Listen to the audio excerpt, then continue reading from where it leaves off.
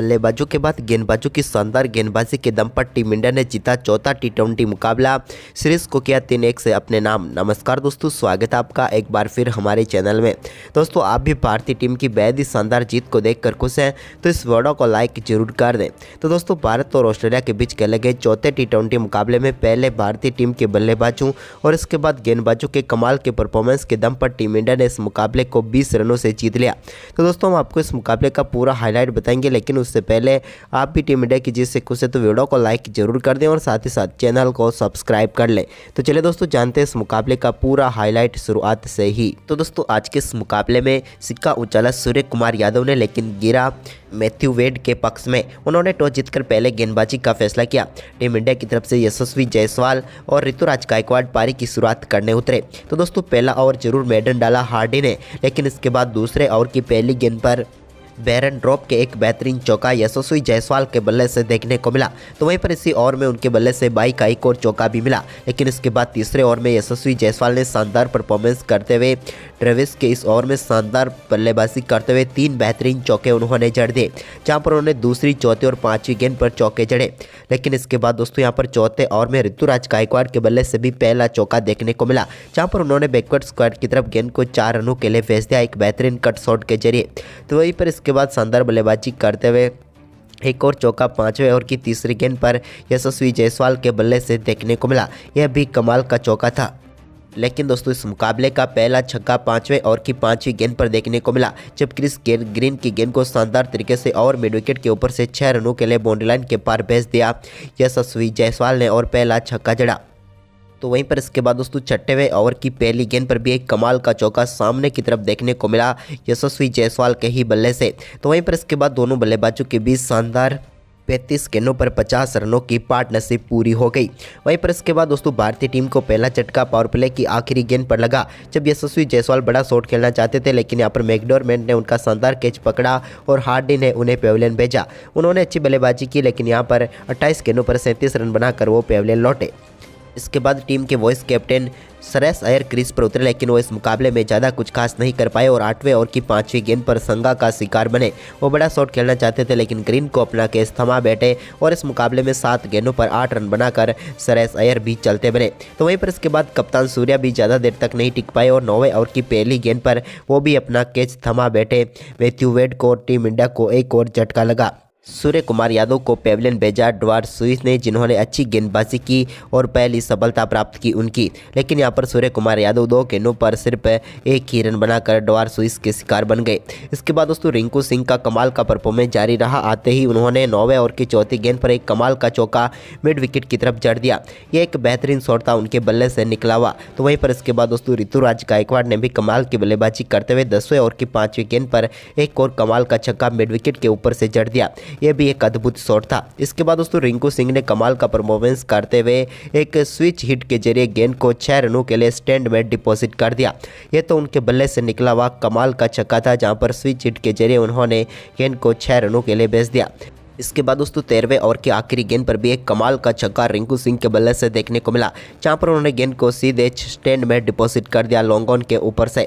तो वहीं पर इसके बाद रिंकू और अब शानदार पार्टनरशिप हो रही थी गायकवाड़ के बीच। इसी बीच दोस्तों, 14वें ओवर की पहली गेंद पर ऋतुराज गायकवाड़ ने एक और कमाल का चौका कट शॉट के जरिए जड़ दिया। यह भी एक कमाल का शॉट था। लेकिन दोस्तों, इसी ओवर की दूसरी गेंद पर वो एक और बड़ा शॉट खेलना चाहते थे, लेकिन इस बार यहाँ पर ऋतुराज गायकवाड़ से गलती हुई और एक और झटका टीम इंडिया को लगा। उनका बेहतरीन कैच यहाँ पर पकड़ा गया और भारतीय टीम को एक और झटका लग गया। ऋतुराज गायकवाड़ की बात करें तो 28 गेंदों पर 32 रन बनाकर संगा का शिकार बने। इसके बाद दोस्तों, नए बल्लेबाज जितेश शर्मा उतरे तो उन्होंने 15वें ओवर की दूसरी गेंद पर एक कमाल का छक्का जड़ दिया, जहां पर डीप स्क्वायर लेग के ऊपर से गेंद को 6 रनों के लिए बाउंड्री लाइन के पार भेजा। तो वहीं पर इसी ओवर की चौथी गेंद पर भी उनके बल्ले से एक्स्ट्रा कवर के ऊपर से एक और कमाल का छक्का देखने को मिला।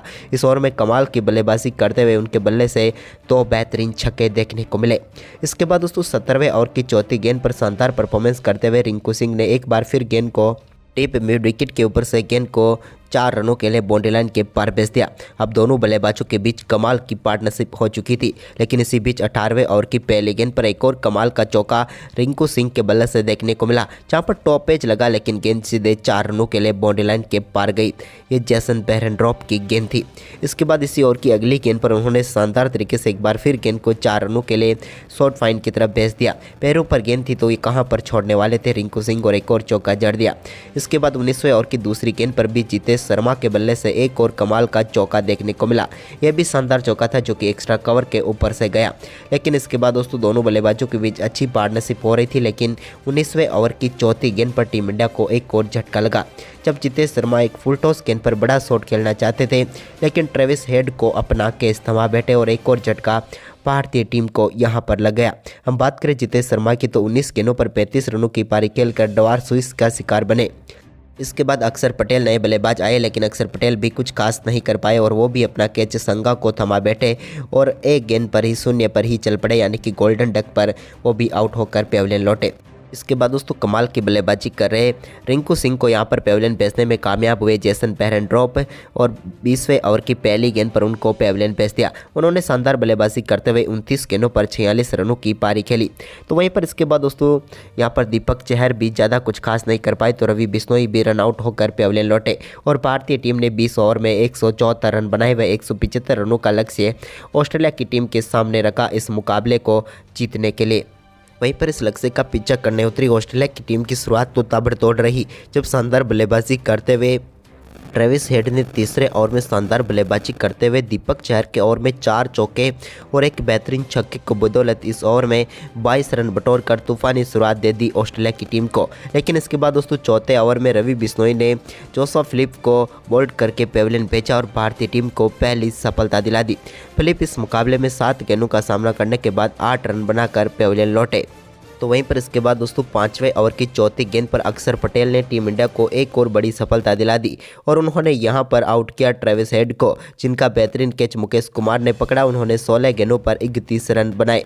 इसके बाद तो दोस्तों भारतीय टीम को एक के बाद एक सफलताएं मिलती रही। इसके बाद शानदार गेंदबाजी करते हुए अरुण हार्डी को बोल्ड करके पेविलियन भेजा अक्षर पटेल ने और एक और झोली में डाल दी सफलता टीम इंडिया के। अरुण हार्डी की बात करें तो 9 गेंदों पर 8 रन बनाकर वो भी चलते बने। इसके बाद दोस्तों टीम डेविड के ऊपर काफ़ी बड़ी जिम्मेदारी थी, लेकिन वो भी इस मुकाबले में उस जिम्मेदारी को उस प्रकार से नहीं निभा पाए। इसी बीच यहाँ पर 12वें ओवर की दूसरी गेंद पर मैकडॉर्मेट को भी यहाँ पर बोल्ड करके पेविलियन भेज दिया अक्षर पटेल ने और एक और सफलता भारतीय टीम की झोली में डाल दी। इसके बाद दोस्तों यहाँ पर भारतीय टीम को एक और सफलता यहाँ पर दिला दी शानदार गेंदबाजी करते हुए दीपक चहर ने और उन्होंने पेविलियन भेज दिया टीम डेविड को, जो कि काफ़ी खतरनाक भी साबित हो सकते थे, लेकिन इस मुकाबले में ज़्यादा कुछ खास नहीं कर पाए और पूरे मुकाबले में संघर्ष करते हुए नजर आए। टीम डेविड की बात करें तो उन्होंने 20 गेंदों का सामना किया और 19 रन बनाकर पेविलियन लौटे। तो वहीं पर इसके बाद दोस्तों शानदार गेंदबाजी करते हुए दीपक चहर ने मैथ्यू शॉट को भी बोल्ड करके पेविलियन भेज दिया। यहाँ पर मैथ्यू शॉट भी ज़्यादा कुछ खास नहीं कर पाए। इसके बाद तो दोस्तों कोई भी बल्लेबाज भारतीय टीम की इस बल्लेबाजी के सामने टिक नहीं पाया। हालांकि कप्तान ने अंत तक संघर्ष करते हुए 23 गेंदों पर 36 रन बनाए, लेकिन वो टीम को जीत तक नहीं ले जा पाए और भारतीय टीम ने इस मुकाबले को 20 रनों से जीतते हुए सीरीज को 3-1 से अपने नाम कर लिया। तो दोस्तों भारतीय टीम का ये परफॉर्मेंस आपको कैसा लगा, आप हमें अपनी राय कमेंट बॉक्स में जरूर दें और इस वीडियो को ज़्यादा से ज़्यादा शेयर करें। धन्यवाद दोस्तों।